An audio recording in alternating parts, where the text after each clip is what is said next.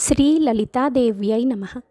చెంపకాశోకపున్నాగ సౌగంధికలసత్కచ కురువిందమణిశ్రేణి కనత్కోటీర మండిత అనేది మనం ఈరోజు చెప్పుకోబోయే శ్లోకం.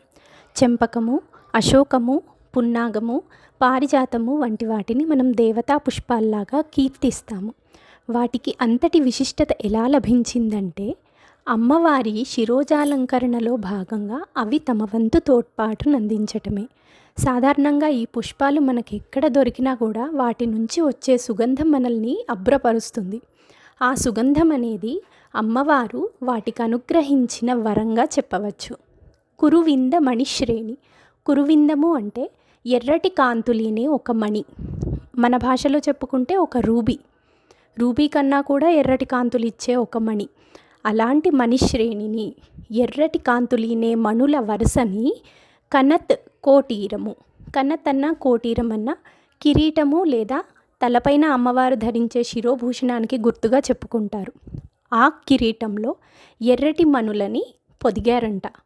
అలాంటి కిరీటాన్ని మండిత అంటే ధరించినది అని అర్థం. ఎర్రటి కాంతులీనే మణుల వరుసను పొదగబడిన కిరీటాన్ని ధరించిన తల్లి శ్రీ లలితాదేవి. అందుకే ఈ శ్లోకాన్ని ఈరోజు భాగంగా స్మరించుకుందాం. శ్రీమాత్రే నమః.